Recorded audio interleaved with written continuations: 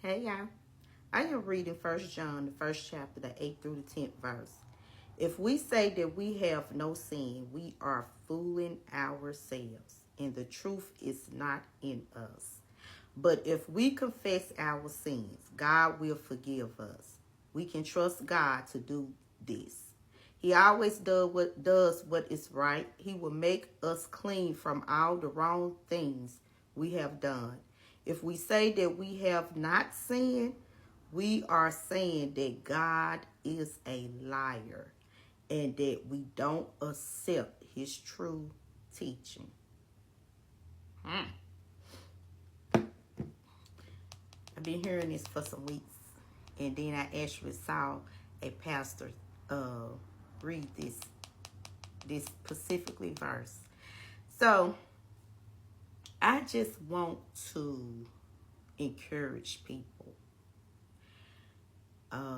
First of all, the word says that if any of us say that we have not done wrong, have lived our life in a perfect way, the word says that we are fooling ourselves. In other words, we are lying. So we all that's walking on this face of earth have lived in sin, and plenty is still living in sin. Because guess what? No one is perfect. Nobody. So you might see somebody that's people get out and they share their testimonies and tell how they have came from this and how God has delivered them from things. And you will hear that. And you will start letting it set up in your mind that, man, they living a perfect life. Nobody is living a perfect life. Nobody. Because we all have sinned. Now we're working to live like how God is telling us to live. But everybody has been through things. Nobody has lived a perfect life. Everybody right now is still going through things, still struggling with things, still asking God to make them right. Everybody. Still learning how to grow. It's not a, okay, I have grown. I'm where God, I have grew to where God want me to be. No, as long as you are walking on this face of earth, you are still growing. Now, you might hear people tell their testimonies and talked about how they have, lived in sins and have done things that was not pleasing to God, and God has delivered them and changed their life around. But guess what? They're still growing, even in their now. But I always tell people this. When God has snatched you out of things and have delivered you from out of things, that very thing, because it's like a work, it's just you constantly working, but that very thing that he have helped you to be set free from, don't go back to it. That means that you have made a step forward. Each day you making a step forward when God has delivered you from things. And you said, I'm not going back to that. I'm not going to do that no more. You're growing. So even when you see people tell their testimonies, even when you see people have changed their life, but guess what? It was a choice they had to make. And that's the same way with you.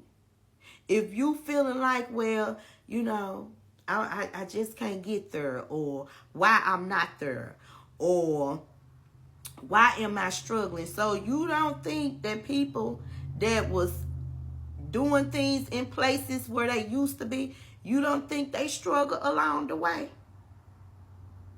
You don't think that it was a struggle for them, because it's hard sometimes when you stepping from places and leaving things behind and that you're used to and comfortable with. It's hard. But that's when you ask God to give you strength. And everybody have struggled trying to get set free from things. And they have asked God to set them free. But let me tell you something. It's a struggle. It's not a, whew, God set me free from this. Boom, you set free. It is a struggle. So nobody's living a perfect life, y'all. Everybody's going through something. But when you hear people tell their testimony, God gives them the testimony to give so it can help the next person. So in other words, if God has set somebody else free from things, from people, don't you know God would do it for you too? And you have to ask God to give you strength. But you also have to trust God in the process. I'm telling you, nobody on this earth have lived a perfect life. And the word even tells us that. And then I heard the story where the Pharisees, about that woman that they caught in the bed with a man who was not her husband. And they told Jesus. And what it was, they was trying to trick Jesus. But also Jesus came back and told them, anyone here who has never sinned should throw the first stone at her. Then they said Jesus stooped down again and wrote on the ground. And when they heard this, they began to leave one by one. But at the end, he said, where did they all go? That's what he asked the lady. Did no one judge you guilty? She answered, no one, sir. Then Jesus says, I don't judge you either. You can go now. But before she walked away, he said, but don't sin again.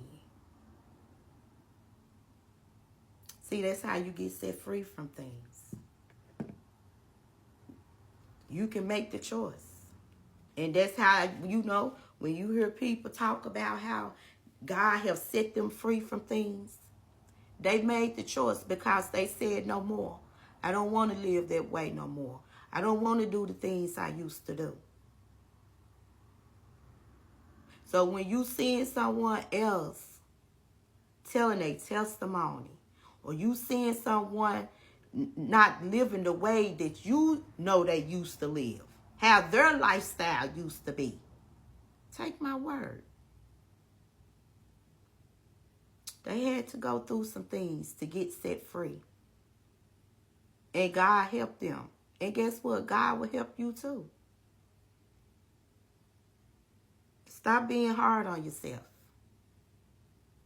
Stop being, stop even comparing yourself to someone that you see, that you hear tell their testimony. Stop comparing. Ask God to work on you. Just like they had to ask God to work on them. And guess what? He will. That's why he tell them, share your testimony so they can see that what I have done for you, I will do the same for them. Y'all, nobody is walking around here sin free. And God said, if they are saying it, they are foolish. In other words, they are lying. Ask God to help you because he will. Nobody is better than the next person. But at the same time, you're not better than the next person. Bye, y'all.